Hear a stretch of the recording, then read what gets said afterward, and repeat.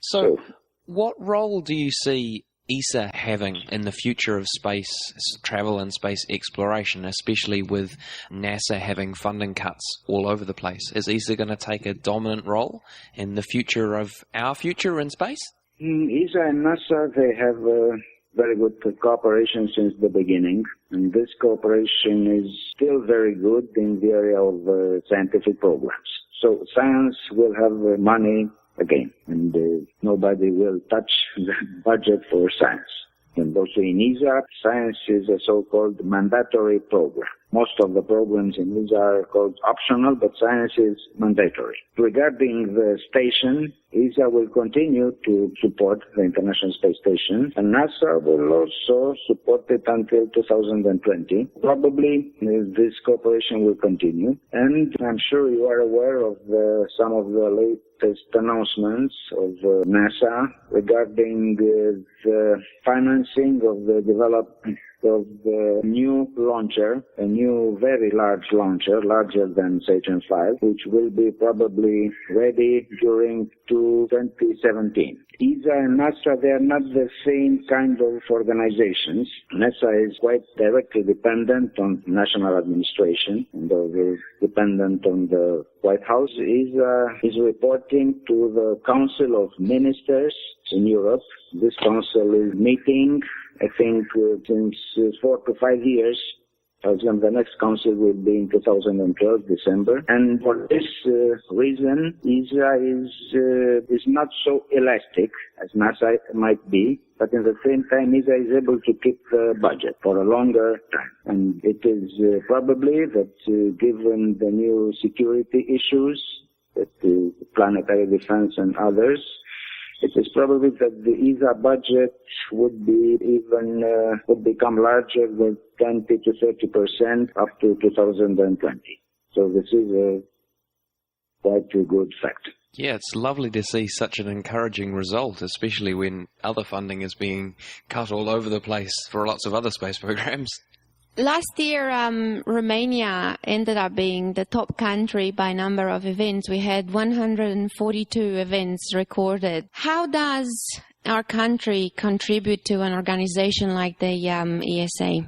So as any member states, Romania is contributing financially, first, with an amount which is proportional to the national net income. And this amount is returned in the country by means of projects.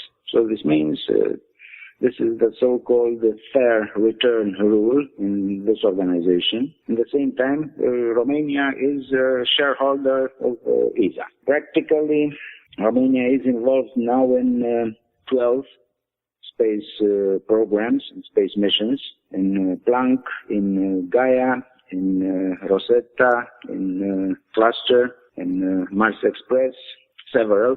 Also in the Living Planet program, in particular for radar imagery and for disaster management. And in the technology program with some of the technology niches and with the construction of the new set of nanosatellites.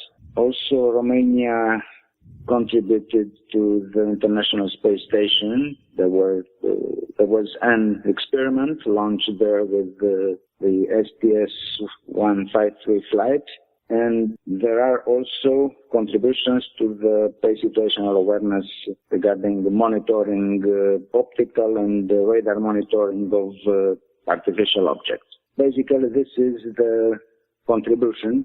Also, Romania is investing maybe more than other countries in ESA educational issues.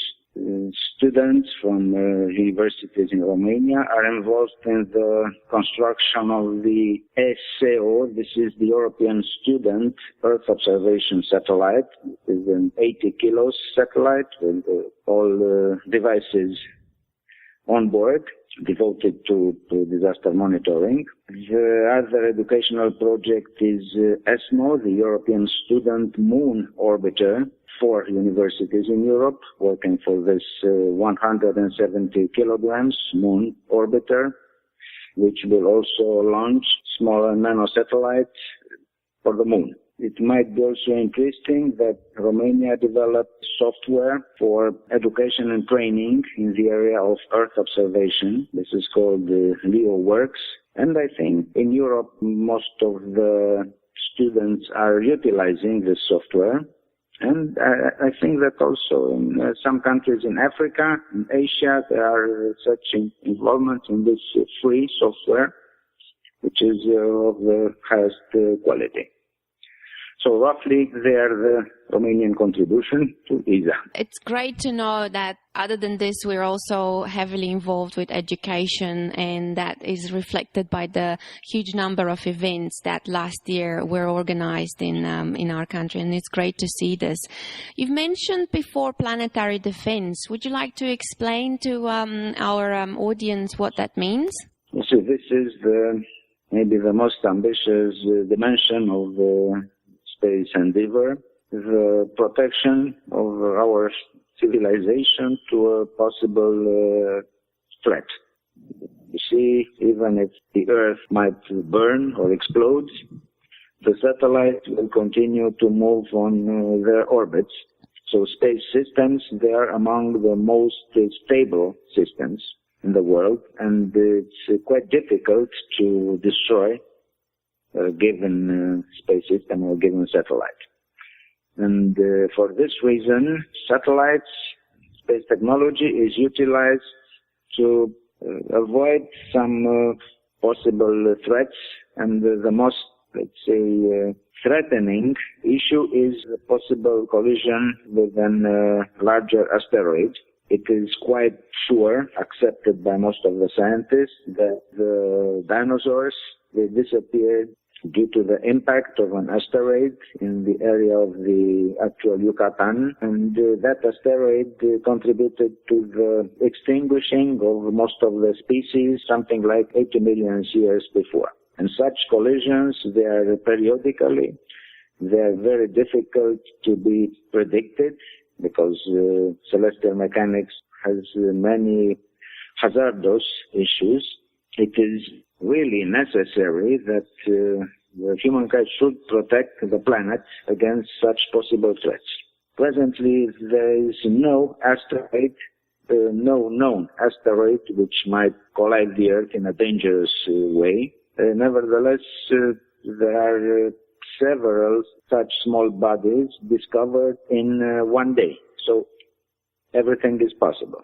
For this issue, which has been which entered into the attention of the space agencies roughly in the 85, 90, during those times, the United Nations accepted around 8 years before to take over the coordination of the so-called near-Earth objects issue. I said the United Nations because such a program should conduct more or less to a new weapon. It is still difficult to build a weapon in common in this Earth. So, the International Academy of Astronautics, in the same time, organized expert group devoted to the NEO issues, and there were, until today, 3 major international conferences devoted to this issue. The last one has been held in Bucharest this year. The technical issues, they are more or less solved in this moment. Asteroids will not be destroyed, but they probably will be deflected. And the most important thing is information. So this means we should be able to monitor small objects at large distances. In the same time, we should think of those missions. First one is Hayabusa. This is the Japanese robotic mission, which was able to return sample from a comet, from the comet Hayabusa, of course. The second one will be Rosetta, the ESA mission. Rosetta will be able to attach to that comet a device including thruster, an engine, which might produce a small deflection. On the other hand, it is probably sure that the next step in human space exploration will be a mission to an asteroid. And this is discussed since a couple of years, NASA and in ESA. So planetary defense is a field itself, and it includes also the defense against more or less minor threats. The ozone layer, as space weather effects, and also the growing human-induced pollution.